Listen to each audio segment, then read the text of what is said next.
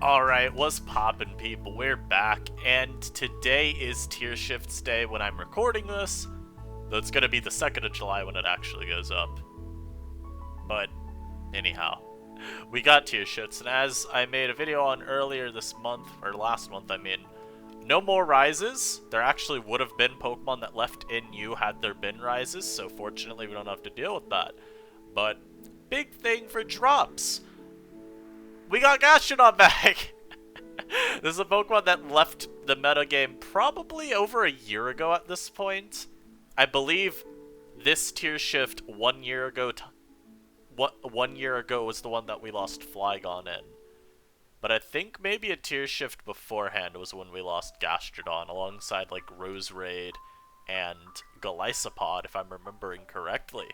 So, this is a Pokemon that some of us have clamored for to have drop back to our format for a while now.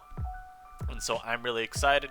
We're going to talk about Gastrodon, the impact that it might have on the metagame, well, the impact it will have on the metagame, and a couple other things. Before we get into that, I do gotta give a shout out to Spirit for the $10 super. Thanks.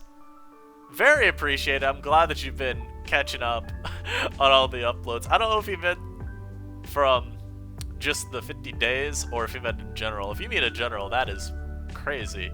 But even if you just mean for the marathon we've been doing, that's still an awful lot. I appreciate this a lot. Of course, as always, you never gotta donate to me, but if you do, it's much appreciated because, hey,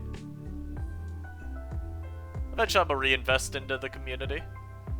Be able to upgrade things. Maybe even, you know what, maybe I've always thrown the idea around in my head about eventually doing a money tournament, so not anytime soon, but maybe in the future. And yeah, let's get into it. So, as you can see here, we got a nice little set for Gastrodon. And I made it the blue one because that's the right one. But I feel like this is probably the Gastrodon set, right? So, couple reasons, right? So when we're calcing Earthquake versus Earth Power, I feel like that's probably the first one that's going to come to people's minds. You know, Gastrodon does just have more special attack than physical attack. And so, people by default probably will think Earth Power, because even though Earthquake's a little bit stronger, the base attack stat you'd think would maybe change which one you want. Well, think about the targets of each move, first off, right? So, what am I trying to hit with my ground type attack? Well, Salazzle's one of them. Both moves, I already checked, they both just obliterate. This Mon is gone. Salazzle does not tank either, so that's not a big deal. Heliolisk is probably the biggest. Well, there's Copperage as well, but Heliolisk is probably the big one. EQ always KOs. Earth Power actually doesn't.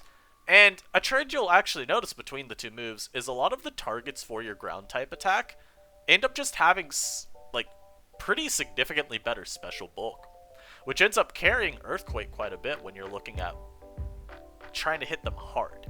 So another example of this is Copperaja, where, yeah, if you're looking at Copperaja's stats completely uninvested, 122, 69, 69, EQ will barely out-damage by default because, you know, literally each defensive stat's equal. So, EQ being ever so slightly stronger, actually, yeah, I think it's actually a matter of the base attacking stat doesn't make up for it. Regardless, let's just say they both do basically the same damage. Well, my bad, I calced this stuff like a couple hours ago, so I've forgotten a little bit of the specifics. But you gotta remember, okay, so what does Copperage invest in bulk-wise? It's special bulk. And so when you've got that close of a damage roll difference uninvested, the bulk investment ends up changing out dramatically, and it ends up with EQ being better. So, okay, Copperage you want EQ for. Helio want EQ for. One notable target for Earth Power actually ends up being Stack Attacka. Stack Attacka takes like around 60, I think, from EQ, whereas Earth Power has a chance to just straight up OHKO it. So that is notable, and Gastrodon, of course, you know, shares the typing with Quagsire. It too is a great Stack Attacka answer. But, you know, EQ is still going to be pretty safe in that anyway. Toxicroak's actually a funny one. You have a chance to OHKO Toxicroak with Earthquake, whereas you don't with Earth Power. The damage is, again, you know, this is a matter of exact same bulk on both physical and special side. EQ just barely doing a little bit more. It's, I think, literally a 1 in 16 chance to KO. But hey, you take that. right? It's something. There was another one, Silvally Steel, right? Yeah, EQ does more to that, because again, we're talking equal defensive stats, but Silvally Steel invests in special bulk, not physical bulk. So we end up wanting Earthquake, despite the, higher special attack. Now, you'll notice I went Scaldless on Gastrodon. I think Scald is generally just not going to be worth it. The reason being that your only real target for Scald is Talonflame. Because, I mean, what other fire type are you really trying to hit that Ice Beam, or what other Pokemon are you trying to hit that Ice Beam can't hit? Aerodactyl you can cover both with. Ground types, obviously, Ice Beam's gonna hit as well. Not as hard, but still gonna hit. And why do we want Ice Beam in particular? Well, let's think about the most common Pokemon in the format real quick, of course, Rotom-Mow. That Pokemon is broken, and although you can always go for a Toxic to cripple it for the duration of the battle, assuming no Heal Bell, Ice Beam giving you that guaranteed damage is really big. You're going to be 2-hit KOing Rotom-Mow, and being able to apply that amount of pressure is really good. Also, just all of the other grass types, because Inu has an insane amount of good grass types. You're talking Decidueye, Dhelmise, Rotom-Mow, Eggialola, Serena, just to name some of them, because there are others that, yeah, Vileplume was one I didn't even mention. But this move gives you an insane amount of value as a main attacking move. I think Eggialola's the big one, as I mentioned in my video about, you know, the ramifications of Dragalge being banned. One of the big ones is Eggialola probably rises up to being, like, unironically A+ on the VR, A or A+ around that range. And having the complete ease, just no worries at all about slotting Ice Beam on your set, being able to do that is just incredible. It makes it a lot harder to actually punish Gastrodon by just being like, oh, you brought this Mon that I just sit on? Let me just, you know, free real estate. You better hope you get a good double switch here. You can't do that. And I think that's really cool. So, something you'd want to do here is, of course, so we're going to compare Gastrodon to Vaporeon real quick. Well, Vaporeon, it can run Ice Beam, but it requires dropping Heal Bell. And the unfortunate part about that is, of course, there's two things. One, opposing Toxic becomes really annoying, and Vaporeon's a Pokemon that does often switch into Pokemon that will use Toxic. I think the foremost of them being Mantine, and, I mean, yeah, just bulky water types in general even. The other thing, though, is that means you just require more team support. You kind of are mandated a Heal Beller, or just a good status absorber, and with Gastrodon you aren't forced into that, so that's really nice. And part of the reason for this, just moveset flexibility as well that Gastro has is because it is functionally different than Vaporeon. It's not a Wish Passer, it's just a wall. And as a wall, it has access to Recover. You get that instant recovery. You don't have to run Protect to guarantee your recovery, or anything. And so Gastrodon has a much freer, move slot.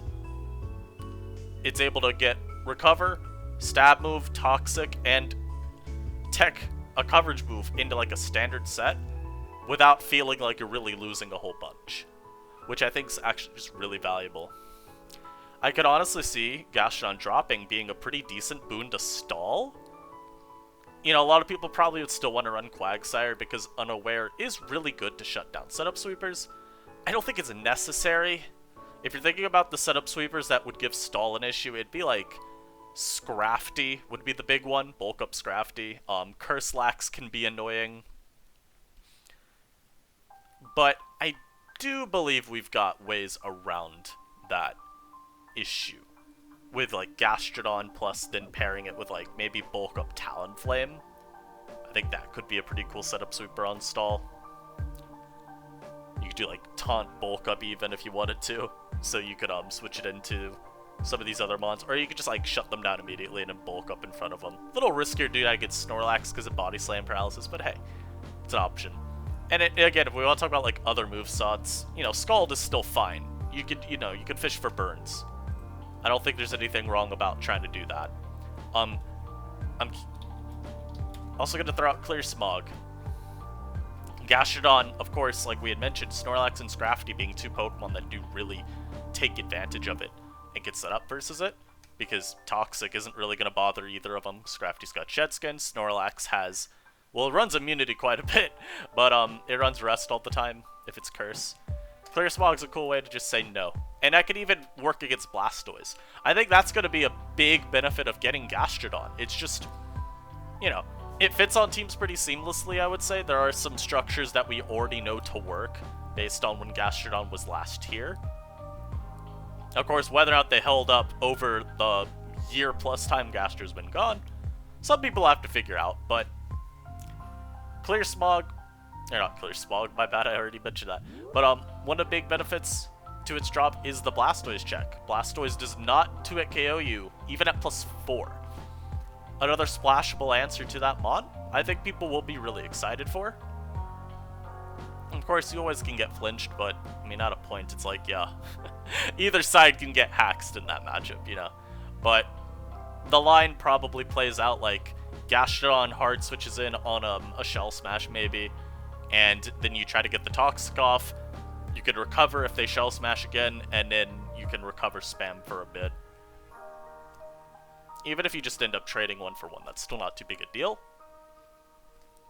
Because at the end of the day, hey man, you get the trade, and that is really just sometimes nice. Sometimes all you need to do is KO your opponent's win con to take the game out of their hands. You know, we've mentioned it before, the video titled, you know, how turn 1 ended the whole battle, or whatever I titled that video. Sometimes your opponent has like one Pokemon that they are going to have to facilitate their win path through, and if they can't do that, then that's worth it for you, even if it costs you something. I think that's about it that I have to talk about Gastrodon. Now we're going to talk real quick also about some of the drops that went out of NU. Two that I want to talk on that I'm actually really shocked dropped will be the water types, right? Araquanid and Inteleon. Araquanid, I think, is the biggest head scratcher. We're in a metagame where Vaporeon is on every team and then more somehow. So seeing it drop just feels very weird to me. You know, it's a mon that frankly should be picking up usage as opposed to losing it. Now, with Gastrodon being around, I mean, that is competition for the water type slot, so hey. I mean, maybe it just wouldn't be able to keep sustaining that usage anyway. And someone actually did do a post way down here too, talking about like Pokemon that would have risen if you were still doing rises. One of them was actually Quagsire, so that does show you too where some of the water type usage is gone. But I think Araquanid fits really seamlessly into this meta, and with the ban of Dragalge, although, you know, it happened at the end of the month, so you won't get to see the effects of that. But with the ban of Dragalge, it gets even better. You know, now with Agialola being the common dragon type, you can just pop that with Leech Life. You still exploit the Vapo builds really well. I think this is a Pokemon that probably will pick up in usage more as the generation comes to a close, but I mean, it's just very weird to see it drop now. And then Inteleon as well, it's been on the downward trend for a while. I think people have always had some issues convincing themselves to use it because of how good Vaporeon's been. You just can't break that Pokemon with Inteleon. But we've seen plenty of ways for people to build teams with Inteleon and just exploit those super linear game states that Vaporeon often finds itself in when it's facing Inteleon. It just gets U-turned on repeatedly into, you know, in previous metas, Sub-Dragalge, in this meta, Pokemon like Agialola. You know, just anything that just makes full advantage of its time against Vaporeon. Because, you know, that mon's pretty passive. There's not a whole lot it can do to take on some of these Pokemon. And then the other two, Doublade, I'm shocked that it dropped, not because I think it should stay in you, but because of the ladder bot that uses Doublade. You know, we faced Hypersonic Ult before plenty of times in our Showdown lives. And so to see it still drop, that's pretty shocking to me. It's pretty shocking to me. But I'm glad it did. It should be in the meta. It's just not a very good Pokemon, so hey, take what you can get. And then Guzzlord also dropping. It's a very weird thing to see when you think back to when Guzzlord was like A+ on the viability rankings, but yeah. As a wall breaker, you're having to try to differentiate yourself from an awfully lot of Pokemon. You know, as a physical dark type, there's Grimmsnarl, there's Drapion. As a special dragon type, there's Agialola, there's even, you know, Drampa. just a lot of Pokemon you're trying to contend with it. And defensively, I mean, what it does is no longer that useful. You know, we're not in the meta where Decidueye, Golurk, and even Silvally Ghost were very common. So it's just sort of fallen out of place. And it's really hard at times to justify wanting to use it unless you're just like, okay, I want to use a team with 3 dragon types. Yeah, dragon spam, let's get it. But I think that's going to be it for me. I hope y'all enjoyed this video. I'm really excited that we have Gastrodon back. I think this is, like, genuinely an incredible addition to the metagame. Let me know your thoughts down below as well. On, you know, I mean, how impactful of a drop do you think Gastro is, right? I didn't go into everything that it does. Something else that it offers is actually like another, you know, a hard counter to Salazzle, which, yeah, people are going to be happy about that.